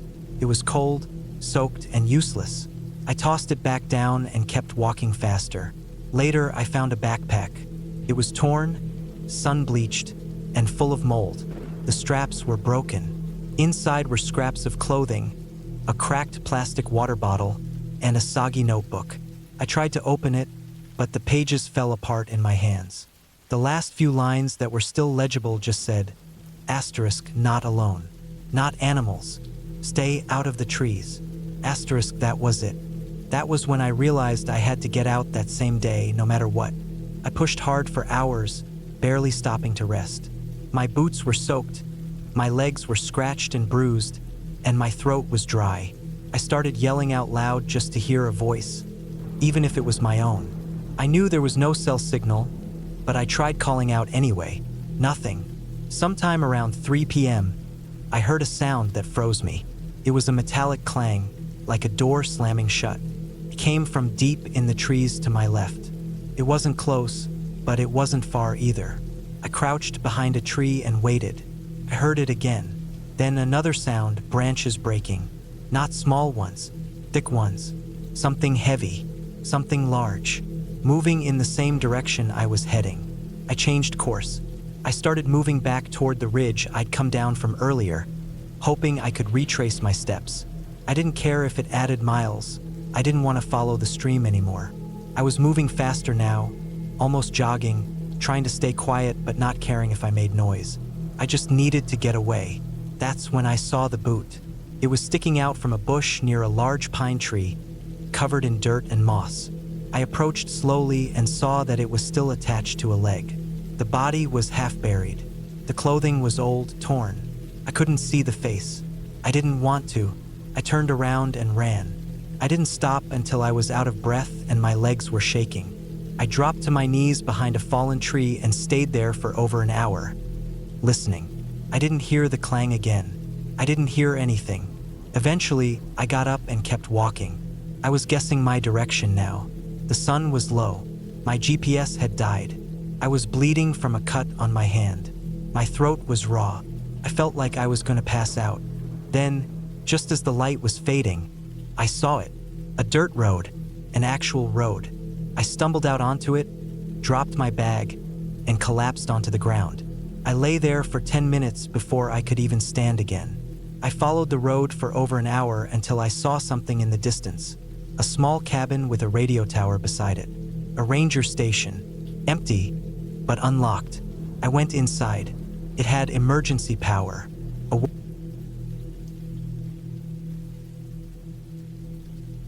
I don't know why I felt like I had something to prove that weekend. Maybe it was the way things had been going at work. Being stuck in an office for so long had made me feel useless in a physical way. I'd been waking up every morning and looking in the mirror, just getting annoyed with myself. I was getting soft, not just physically, but mentally too. I needed to go do something that made me feel like I was still sharp. Something that reminded me I still had some strength left. So I picked a trail I hadn't done before. A long one, steep, quiet, barely maintained. It wasn't on many websites, and most people hadn't heard of it, which is exactly what I wanted. The name was simple, Ridgeline Trail, and it was far out, deep in the hills past the last bit of service. You had to drive up a dirt road for almost an hour after leaving pavement. I read that the trail hadn't been maintained in a few years, but was still passable if you knew how to navigate and had strong legs. That sounded like exactly what I needed. I left Friday morning just before dawn. The drive was quiet, long, and winding. I passed through a few small towns that looked more like ghost towns. Boarded up shops, peeling signs, gas stations that looked like they hadn't worked since the 90s. The last store I passed was a bait shop that also sold beer, jerky, and warm soda. I stopped in, bought 2 big water bottles, a bag of salted peanuts, and a roll of medical tape. I nodded to the man behind the counter, but he barely looked at me. It was one of those places. By the time I reached the trailhead, it was nearly 11 a.m. I had checked and double-checked my gear. I had a solid backpack with food, water, a GPS that worked offline, my phone, which had no signal but still worked for taking pictures, a headlamp, batteries, a tarp, rope, a knife, and a basic first aid kit. I'd done overnight hikes before, even some multi-day ones, but this one felt different. Not because of anything I saw, just a gut feeling I brushed off. I chalked it up to nerves and excitement. I locked my car, stretched my legs, and started walking. The first few hours weren't bad. The trail was steep, overgrown, and full of switchbacks. Tree roots curled across the dirt like veins. Rocks slipped under my boots. The sun filtered through tall pine trees, and the air smelled like moss and bark. There weren't any other hikers. I liked that. I kept a steady pace, wiping sweat from my face every few minutes. I saw deer tracks, maybe raccoons, and once I noticed what I thought were bear prints, but they were old and shallow. Around 3 p.m., I passed the point where most people would have set up camp if they were planning to go further. There was an old fire ring made of rocks, charred wood inside, and a small clearing just big enough for a tent. I looked around. It was peaceful, but I still had a few hours of daylight, and I wanted to reach the ridge by sunset. I'd read that the view from up top was incredible, so I kept walking. The trail got worse. Less of a trail now, more of a path that nature was slowly reclaiming. I had to push through branches, duck under fallen logs, and stop every 15 minutes to check the GPS because the markers were long gone. I noticed animal scat more often now. The air got colder even though it was still light out. That part of the woods didn't get much sun, and the thick trees made it feel like dusk all the time. I kept going. I don't know why, just stubbornness. I reached the ridge around 6:15 p.m. My legs were shaking, my calves burned, but the view was as good as they said. You could see for miles. Hills rolled out like waves, layer after layer of dark green fading into blue. I dropped my pack and just stood there, catching my breath. Then I heard something strange. It was a snapping sound, maybe 50 feet away, deeper into the brush-off trail. Not just a twig, something big. A step, then silence. I froze and listened. Another step, then 2 in a row. Heavy, deliberate. I grabbed my knife from the side pocket, even though I knew it wouldn't do much against a bear if that's what it was. But no huffing, no grunting, no movement after that. I waited 5 full minutes. Nothing. I made a decision. I wasn't going to camp on the ridge after all. I hiked down about half a mile and found a flat spot that was surrounded by thicker brush on 3 sides and open in the front. I set up my tarp with a low profile. I didn't light a fire, didn't want to draw anything in. I ate a cold protein bar and drank half a bottle of water. Then I laid down. I kept the knife close and didn't sleep much. Something walked near me that night. I didn't imagine it. I was half asleep, and I heard slow steps. 1, then 2, then nothing. Then again, crunching leaves, a pause, then another step. It circled me. I held my breath. I didn't move. The steps went quiet again after maybe a minute, and I laid there completely still for hours. I kept the headlamp off. I didn't want to see anything. Morning came slow, and I was sore, tired, and angry at myself. I packed up fast and decided to head back. The way down was supposed to be easier, but it didn't feel that way. My knees were starting to ache. My left boot was rubbing raw on the heel. I didn't even realize I'd lost one of my trekking poles until I'd gone half a mile. I didn't go back for it. Somewhere around late morning, I noticed something strange again. The trees looked different. Not just different trees, wrong. Bent, twisted. Like they'd grown in strange angles. And there was a smell, like something sweet but rotting. Not strong, just faint enough to be noticed when the wind blew the right way. I kept walking, assuming it was a dead animal nearby. I reached a part of the trail I didn't remember going up. It was steep, rocky, and narrow. I thought maybe I'd made a wrong turn, but my GPS said I was on the same route. I followed it. 10 minutes later, I reached a section where the ground was soft, like it had been dug up recently and refilled. I didn't stop to look at it. I didn't want to. That's when I saw the first sign someone else had been here recently. It was an empty can of tuna, placed carefully on a flat rock. Not just tossed, placed. And beside it, an old army-style can opener. No markings, no trash around it. Just those 2 items. I took a photo with my phone and moved on. The trail twisted again, and that's when I found the old backpack. It was torn down the middle, one of the straps ripped clean off. Mold was growing on the inside. There were still a few items in it. An empty water pouch, a rusted multi-tool, and a worn-out sock. I checked for ID but found nothing. It looked like it had been there for at least a year, maybe longer. My gut tightened. From that point on, the trail stopped making sense. The GPS map showed I was on track, but the path in front of me wasn't the same as the one I'd taken up. It was narrower, full of overgrowth, and completely silent. No birds, no wind, just dead air. That's when I started hearing what sounded like coughing. At first I thought it was an animal, but it sounded human. Raspy, short coughs, coming from behind a cluster of trees maybe 40 feet to the right. I stopped and held my breath. It didn't happen again. I walked faster. My heart was pounding now, my head starting to ache. I just wanted to get back to the car. I passed another strange thing. A torn piece of fabric tied to a tree, like a flag. Red, faded, fraying at the edges. Not a trail marker, just hanging there, about shoulder height. Then another one 30 yards later, this one blue, then green, then none. All the same shape, all weathered. No explanation. I started to panic when I realized I was walking in circles. It hit me hard. I recognized the same rock formation from an hour ago. I saw my own boot prints in the mud.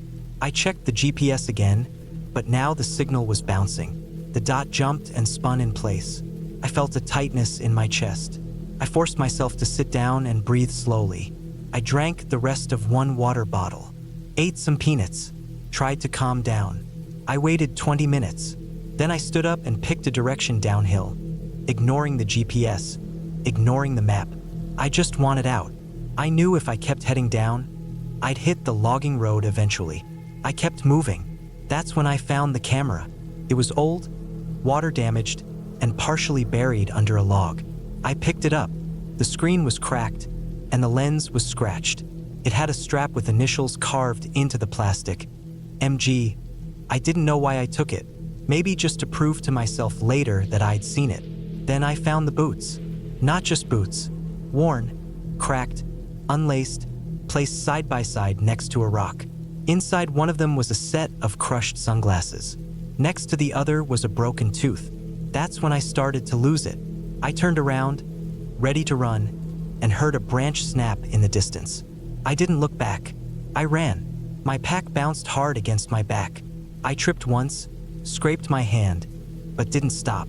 I tore through bushes, stepped into a creek, nearly twisted my ankle, but I didn't stop. Finally, after what felt like forever, I saw the dirt road. I burst through the tree line.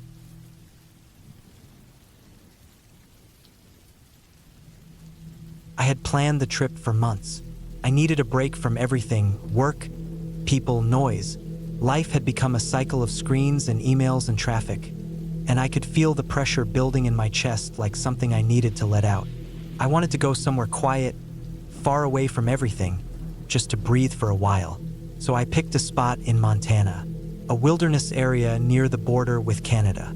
It was remote, lightly trafficked, and full of trails that went deep into the forest and up into the mountains. It was exactly what I needed.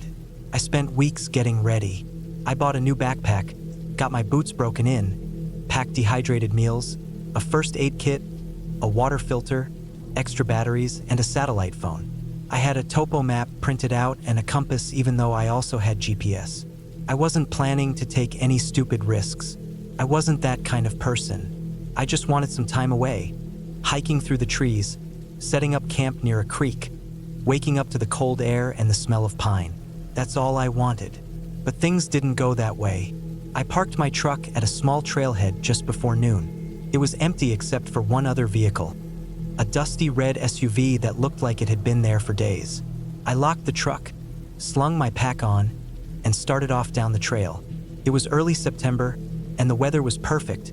Clear skies, not too hot, a little breeze coming through the trees. I planned to hike about 12 miles in and set up camp near a ridge that overlooked a valley. I'd seen photos online of the spot and it looked incredible. The first few hours of the hike were great. The trail followed a narrow stream for a while and then climbed slowly through a thick forest of pine and fir. The air smelled fresh and clean, and I didn't see another person the whole time. Birds chirped high up in the trees. Once or twice I stopped and just stood there, listening to the wind moving through the branches, feeling more at peace than I had in a long time. By late afternoon, I reached the ridge and found the spot I'd seen in the photos. It was even better in person. There was a small flat area just big enough for a tent, and beyond that the land dropped away steeply into a wide valley with a stream winding through it. Mountains rose on the other side, blue and gray against the sky. I dropped my pack and sat for a while just looking out at the view. I felt like I was finally where I was supposed to be. I set up camp, cooked one of my freeze-dried meals on the little stove, and sat eating while the sky turned orange and pink and then faded into blue. The stars came out slowly, one by one. It got cold fast after the sun went down, so I crawled into my sleeping bag and lay there listening to the sound of wind through the trees and the occasional rustle of something in the underbrush. I wasn't scared. Not yet. It just felt quiet, deep quiet, the kind that settles in your bones. The next morning, I packed up and headed farther in. My plan was to make a loop over 3 or 4 days. The trail dipped down into the valley and then climbed back up the far side.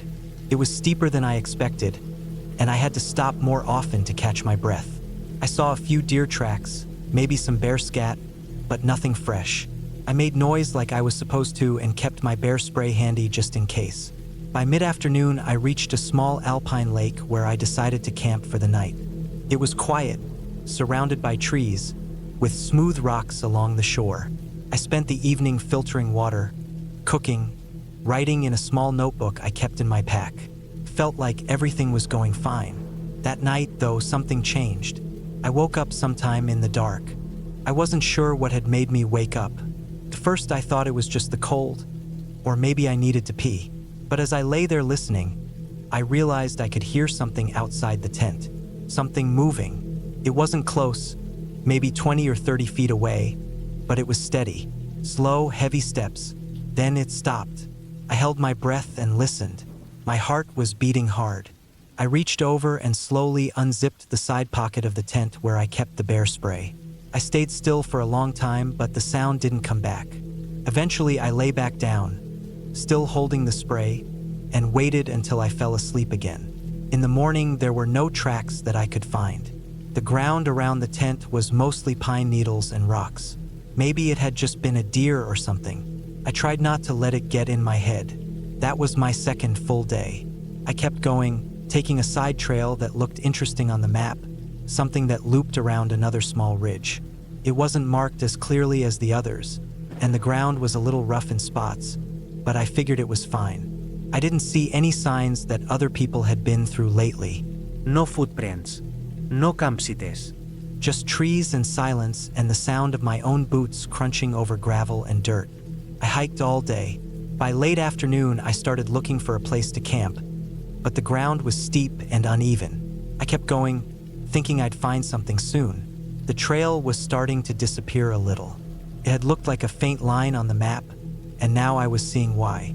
I stopped, checked my GPS, and kept going. But the trail just kept getting fainter. I should have turned back then.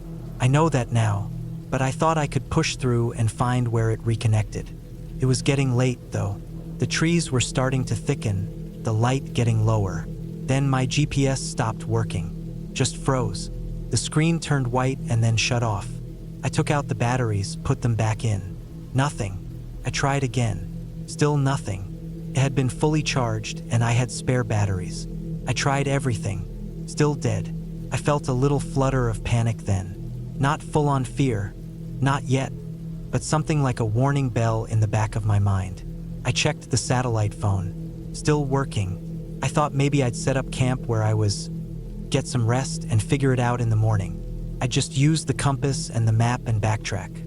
I'd done that kind of thing before. I found a small clearing, cleared away some rocks and sticks, and pitched the tent. I didn't eat much that night. I wasn't hungry. My stomach felt tight. I lay in the tent staring up at the roof of it while the air got colder. I kept the satellite phone next to me, just in case. I was miles from anyone. No signal. No trail. The next morning, I packed up early and started trying to retrace my steps. I used the compass, kept the sun to my right where it should have been, tried to follow my footprints where I could see them. But the woods here were thicker than I remembered. Things looked different. The slope was off. I started second-guessing every turn. I'd go 200 feet in one direction, stop, turn around, go the other way. The trees all looked the same. No distinct rocks or landmarks. I couldn't find the trail again. By noon, I was sweating, even though the air was cold. I sat down and looked at the map, trying to find anything nearby that could help. A stream, a hill, a bend in the terrain. But nothing matched what I was seeing. I was lost. I told myself not to panic. I had food. I had water. I had a map. I had a phone. I wasn't hurt. I could get out. I decided to hike downhill, thinking I'd hit a stream or something that would lead me to a trail or at least somewhere recognizable. I spent the whole afternoon going down a slow slope, pushing through brush, tripping over roots. I saw some bare prints in the mud near a little dry creek bed. They looked fresh. I stopped and made noise, banged my trekking poles together, kept moving. That night, I couldn't find a flat spot to pitch the tent. So I cleared an area under some trees and slept without setting it up. I was too tired. I curled into the sleeping bag and listened to the wind and the creaking of trees. At one point, I thought I heard something again. Sticks breaking, something moving nearby. But I was too tired to care. I just lay there trying to sleep. The next few days are a blur. I tried to find the stream I'd seen on the map, but I must have veered too far east. I found water from a muddy trickle and used the filter. I rationed food. My legs hurt. My boots were soaked and then dried and then soaked again. I kept going downhill, figuring it would eventually lead somewhere. But the forest just kept going. The worst part was the silence. No planes, no cars, no voices. Just wind, birds, sometimes the rustling of something in the trees. I stopped sleeping much. I'd lie down for a few hours, then get up and move again. I started to feel like I wasn't even moving in a straight line anymore, just wandering. On the 5th night, I tried the satellite phone again. It worked. I called emergency services and gave them my coordinates. They said help was coming. But then the battery died. It wouldn't turn back on. I waited the entire next day in one spot. Nobody came. That night, I heard something big moving through the woods. Closer this time. It circled the area once, then went quiet. I kept the bear spray in my hand the whole time, finger on the trigger. On the 6th day, I woke up with my left ankle swollen. I must have twisted it. It hurt to walk, but I had to keep going. I was out of food now, eating small bits of trail mix I had buried in side pockets of the pack. I saw a squirrel and threw a rock at it out of instinct, but missed. My mouth was dry. I kept filtering water, but it tasted like dirt and moss. I started following a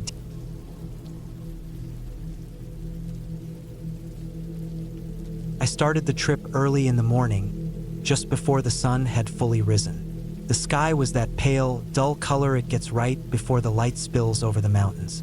It was quiet outside, the kind of silence you only get deep in nature, where there's no traffic or people yelling into phones. Just birds waking up and the faint sound of the wind brushing through the trees. The plan was to hike a loop trail in a national forest that I hadn't explored before. It wasn't anything extreme, about 18 miles total, and I had the entire day blocked out for it. I brought everything I normally carry: water bladder, 2 liters of backup water in bottles, high-calorie snacks, a few energy gels, a sandwich, and some beef jerky. I also had a compact first aid kit, a headlamp with extra batteries, a signal whistle, a power bank for my phone, an emergency blanket, and a small knife clipped to my belt. I wore trail runners, a long-sleeve hiking shirt, breathable pants, and a lightweight hat. Weather was supposed to stay clear, mid-70s during the day, dropping into the low 50s by night. No rain in the forecast. The trailhead was about 30 minutes off the main highway, down a dirt road full of washboard ridges and potholes.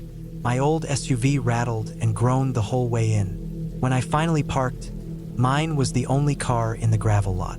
That gave me a weird feeling, but not enough to turn back.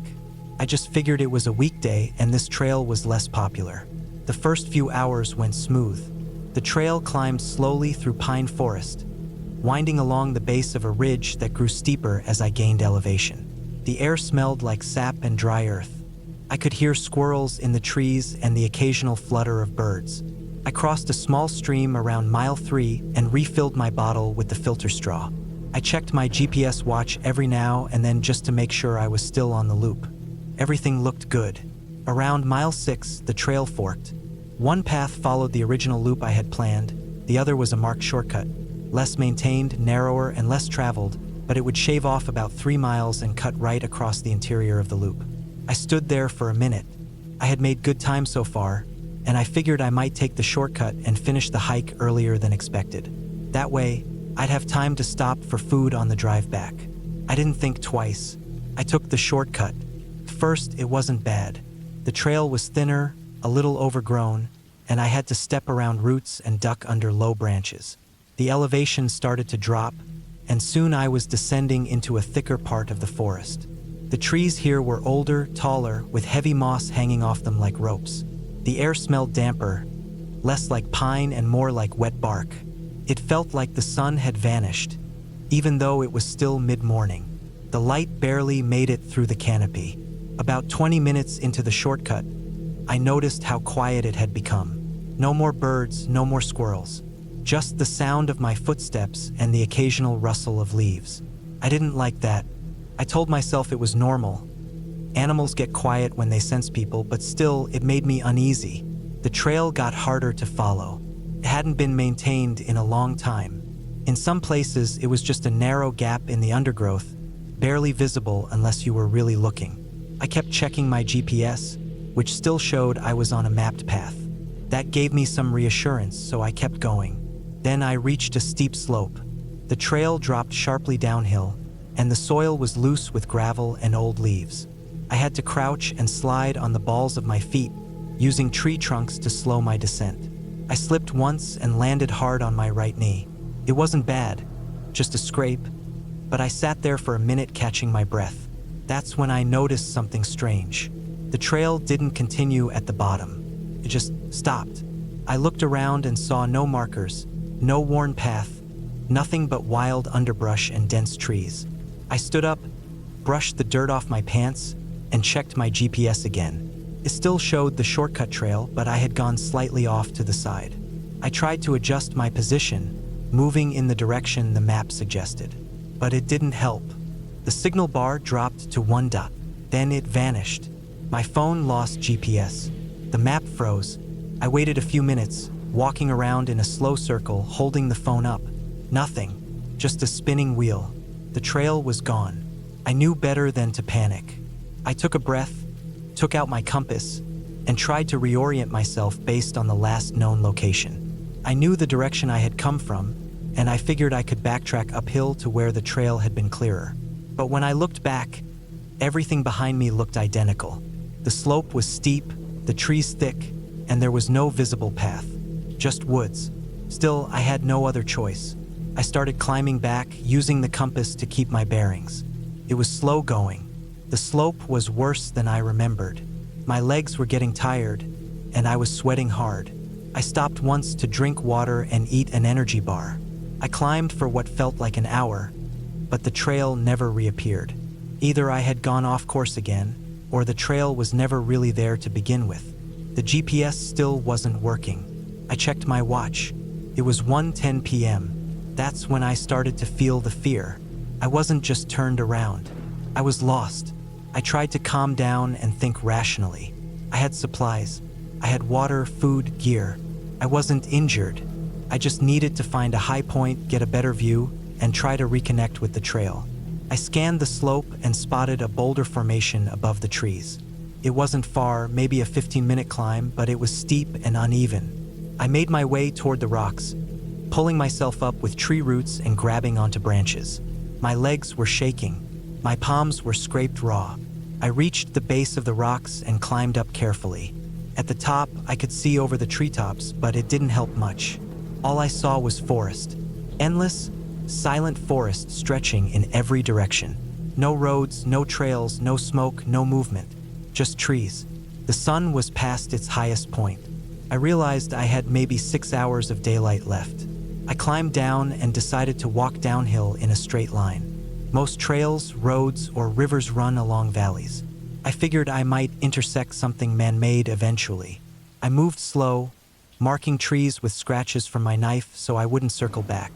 I drank water and rationed my food. My legs were sore. My feet hurt. The air was hot and muggy. Then, around 4:30 p.m., I heard something. A loud crack.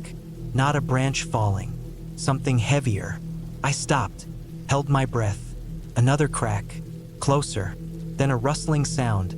Slow, dragging, like something heavy moving through brush. I turned slowly. Through the trees, maybe 50 feet away, I saw movement. At first, I thought it was a bear, but the shape was wrong. Taller, human-sized. I crouched and froze. My heart was pounding so hard I felt it in my ears. Then I saw it more clearly. A man, or something like a man. He was standing still, half hidden by trees, wearing a jacket that looked old and torn. His pants were filthy. He had a beard, long and tangled. His skin looked sunburned or bruised. He didn't move, just stared at me. I wanted to call out, but something in me told me not to. Instead, I backed away slowly. I moved behind a tree, waited. When I looked again, he was gone. No sound, no movement, just empty woods. I turned and walked faster, then faster. I didn't run, I didn't want to trip, but my body was telling me to move now. I checked behind me every few seconds. Nothing, but I felt watched. By 6 p.m., I found something. A broken fence, half-rotted, barely standing. Just a single wooden beam and rusted wire. I followed it. Maybe it led to a property or an old cabin. 15 minutes later, I found the structure. It wasn't a cabin. It was a shack, collapsed on one side, made of splintered wood and rusted metal sheets. No doors, no windows. Trash all over. Old boots, cans, a broken cooler. I walked around it, checking for anything useful. Then I saw the warning signs. Animal bones scattered in a pile. Some small, some large. Not chewed, not weathered. Split, cracked open. Some looked fresh. There were pieces of clothing nearby, shirts, socks, torn and dirty. I backed away and kept moving. That night, I didn't stop. I kept walking until the light was almost gone. I finally found a tree with a flat base and sat down, pressing my back against it. I didn't sleep. I just sat there in the dark, listening. Every sound made my skin crawl. I held my knife in one hand and the headlamp in the other. I thought about my mistake, the shortcut, ignoring my gut, not marking the map properly. I had no one to blame but myself. By sunrise, I was already walking again. My legs were weak. I had blisters. My water was low. But around noon, I heard something I hadn't heard in 2 days. A motor, faint, distant. I moved toward it, scrambling through underbrush.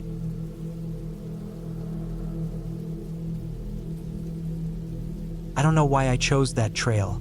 It wasn't even on my original plan. I had mapped out a loop that would take about 3 days, nothing too intense, just enough to get away from everything. I packed my backpack the night before, double-checked my gear like I always do. Tent, sleeping bag, food for 4 days, my water filter, a couple bottles, compass, map, backup battery, and first aid kit. I even brought a new knife I hadn't used before. Not that I thought I'd need it, but it felt good to have. I left my car at the small dirt lot at the start of the trail. There was one other car there when I pulled in around 9 a.m., an old white pickup with no plates on the front. I didn't think anything of it. Lots of trucks in the area looked like that. I locked my car, tightened the straps of my pack, and headed into the woods. The first few hours were calm. The trail was well marked, and the air was cool. It had rained the day before, so everything smelled fresh and earthy. The soil was damp, but not muddy. Every now and then, I'd stop to listen. No wind, just the rustling of small animals or birds above me. I saw no one on the trail. I thought I'd see that person from the white truck, but I didn't. I figured they must have taken a different trail or maybe camped closer to the start. Around 3 p.m., I reached a fork. My map showed the left path continuing the main trail I had planned, but there was a thin path to the right. It wasn't on the map. It looked older, not maintained, thinner, with more overgrowth. There was no signpost. Normally, I wouldn't even think about going down a path like that, especially alone, but something about it pulled me in. It felt like a shortcut, maybe a more interesting loop. I don't know. I just turned and started down it without thinking too hard. After about an hour, I realized it was the wrong choice. The trail was hard to follow. At points, it disappeared completely, and I had to look for signs that people had passed before. Broken branches, flattened grass. Still, I kept going, assuming I'd reconnect to the main loop eventually. I hadn't seen any cell signal for the past couple hours, but that was normal. I wasn't worried. The path took me downhill into thicker forest. The trees got closer together, taller, and the light faded even though it wasn't evening yet. The trail, if you could still call it that, started curving in ways I couldn't predict. It was like the land wanted me to go in circles. I took out my compass just to see where I was heading. South-southeast. That should have been fine, but something felt off. I hadn't turned around, but I couldn't recognize anything. By the time I realized I might be lost, the sun was already dipping. I looked at my watch. 5:52 p.m. I had about 2 more hours of light, maybe less in these dense trees. I hadn't passed any flat clearings, no signs of water. I hadn't seen a person all day. I told myself not to panic. I decided to stop walking and set up camp right there. It wasn't ideal, the ground was uneven, and there were thick roots under the soil, but I was too tired to keep pushing. That first night was cold. Colder than I expected for that time of year. I had brought a light sleeping bag, but it wasn't enough. I lay there listening to every sound outside the tent. The forest was too quiet. No crickets, no wind, just the occasional snap of a twig in the distance. I told myself it was probably deer, maybe raccoons. I kept my knife close, tucked under the side of my sleeping bag. In the middle of the night, I heard footsteps. Not animal ones, human, slow, measured. A step, then a pause, then another step, then nothing. I sat up. My heart was beating so fast I felt like I might pass out. I didn't dare unzip the tent. I just held the knife, crouched low, and waited. Minutes passed, then maybe an hour. Nothing. No more steps. I didn't sleep the rest of the night. When light finally came through the nylon of the tent, I packed everything up fast. I didn't eat, didn't boil water. I just filled one bottle from a small muddy puddle nearby, ran it through my filter and started walking back the way I came, or at least I thought I did. But nothing looked the same. By noon, I had walked uphill for hours but hadn't crossed anything familiar. The trail was gone. I couldn't even find the overgrown path anymore.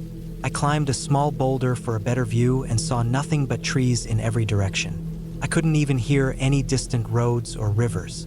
I took out my phone. Still no signal. I tried turning it off and back on, but nothing changed. Just 48% battery and the same blank screen. I opened the map again, but it was useless now. I had gone off it too far. My compass still pointed north, but the terrain didn't line up with anything I recognized.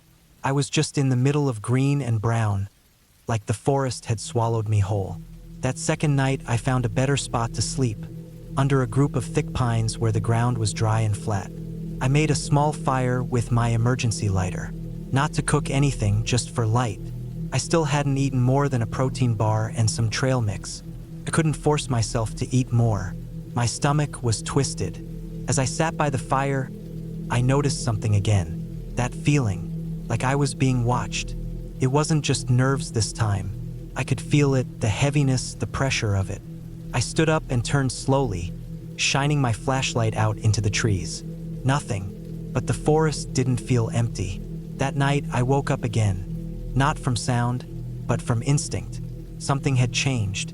I reached for my flashlight and turned it on. Just as the beam lit up the trees in front of me, I saw movement. Figure, not animal, human, standing about 40 feet away, between two thick tree trunks. I couldn't make out details, just the shape of a person. They didn't move. They just stood there, still as a statue. I didn't shout. I didn't move. I just watched, breathing so quietly it hurt. The figure slowly turned, then walked away without a sound. I waited until the sun came up before I moved. After that, I stopped trying to find my original trail. I just tried to move in one direction, north. I figured if I kept going far enough, I'd eventually hit a road or some kind of logging path. I started rationing food harder. I had 2 granola bars left and 1 dehydrated meal. Water was easier. There were muddy puddles and a few trickling creeks, though I didn't trust them. By day 4, I was shaking from hunger and exhaustion. My boots had started rubbing my heels raw. The forest seemed tighter. I kept hearing things just behind me, not animals, footsteps, heavy ones. Sometimes I found things that weren't there before. Small things like stacked rocks in the shape of triangles, or bark peeled from trees in strips. That night, I didn't sleep. I just sat up with my knife, barely blinking. Around 2 a.m., I saw the figure again. This time, closer, maybe 25 feet away, still not moving. I aimed my flashlight at them and shouted, even though I told myself not to. I didn't say words, just a loud sound, a warning. The figure didn't run. They just turned and stepped back into the dark like they weren't in a hurry. I packed up right then. No more camping. I started hiking in the dark. I didn't care about twisting an ankle or walking off a ridge. I just couldn't be in that spot anymore. At sunrise, I found something. A structure. Not a cabin or house, just a shack. Maybe 8 by 10 feet, with a metal roof and one side made of plywood. No windows. A door that didn't lock. It looked abandoned. Inside, it was empty except for a broken table and the remains of a cot. I checked for animal droppings or anything that might suggest someone still used it. Nothing. Just dust, leaves, and the smell of old wood. I stayed there the whole day. I figured if I was being followed, maybe they wouldn't come near something like that. I didn't light a fire. I didn't make a sound. I sat with my back against the wall, my knife in my lap, and waited. I ate the last granola bar and rationed the rest of my water. That night, I heard something touch the wall outside, a scraping sound, then breathing, real breathing, right outside the shack. I didn't look. I didn't move. I just sat still until the breathing stopped. I left at dawn. No plan anymore, just move, keep moving, keep north. Sometime around noon on the 5th day, I heard something strange. Not in the trees, in the distance. A mechanical hum. I ran toward it. My legs felt like lead. I climbed a small rise, and there it was, a logging road. Dirt and gravel with fresh tire tracks. I collapsed on it and just lay there. About an hour later, a truck came. An old forest ranger vehicle. The man driving it didn't ask many questions. He gave me water, called for help, and took me to a station miles away. They said I had wandered over 22 miles off the main trail into an unused section of state land that hadn't been maintained in years. No paths, no signs. They told me I was lucky. I didn't say much. I didn't tell them about the figure. I didn't tell them about the breathing outside the shack. I never figured out who or what it was that followed me. All I know is this.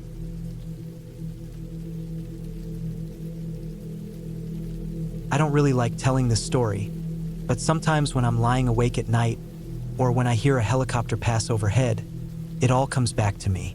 I can still feel the cold in my bones, the dryness in my throat, and the ache in my feet. I can still smell the dust, the pine, and the faint smell of blood. I've told myself 100 times that I was just unlucky, that it was a bad decision made worse by worse timing, and not something I should carry around like guilt. But that's the problem with being alone in the mountains. When you make a mistake out there, there's nobody to blame but yourself. It happened during a solo hike I planned back in late September. The weather was just starting to cool down, but the days were still long enough for long-distance hiking. I had taken time off work to clear my head. There were some things going on in my life then that I didn't want to think about: job pressure, relationship stuff, financial stress. I figured some time in the wild would help. I chose a route in northern Idaho in the Bitterroot Mountains because it wasn't too popular, but still had good trails and marked routes. I'd planned a 5-day hike that followed a circular loop around a long ridge, dropping into some valleys along the way and then coming back around the ridge on the other side. I had all my gear, tent, sleeping bag, food for 7 days just in case, water filters, maps, GPS, extra batteries, first aid, the whole checklist. I had trained for it too, doing long hikes on the weekends leading up to it. The first 3 days went fine. I camped near a river the first night, then climbed higher up on the second day, and by the third night I was on the far side of the loop. The views were beautiful, forests turning yellow and orange, clear skies, and nothing but silence except for wind and birds. I only saw one other person on the trail the whole time, a hunter with a scoped rifle and camo backpack heading the other way. We nodded but didn't speak. That was the only person I'd see for the rest of the trip. The fourth day was when things went wrong. I woke up early, broke camp, and started making my way toward the next part of the loop. My map showed 2 options: stick to the marked trail, which curved downward into a small valley, or take an older, less used ridge trail that went higher up but cut off about 6 miles. I had hiked fast the day before, so I figured I could afford to take the ridge route and get some better views. The weather was clear, my legs felt strong, and I wanted to challenge myself a bit. That was my first mistake. The ridge trail was faint, but it was there. Animal tracks crossed it often, and the brush was thicker in places, but the direction was clear enough. The problem was that as I followed it, the trail started to fade even more. At first I just thought it was because the route wasn't maintained, but after a couple of hours, I realized I hadn't seen a marker or cairn in a long time. I pulled out the map and GPS, but the ridge line was confusing, lots of small forks and spurs, and the GPS signal kept jumping. I tried to backtrack a little to a spot I was more certain of, but the trail was even harder to follow going backward. I should have turned around completely and gone all the way back down into the valley, even if it added hours. But I was stubborn. I kept thinking I could pick the right spur and rejoin the loop trail if I just kept pushing forward. That was my second mistake. By mid-afternoon, I knew I was lost. I could still see the valley far below, and the ridge I was on kept running parallel to where I thought the trail should be. So I figured if I followed it, I'd eventually intersect the main route.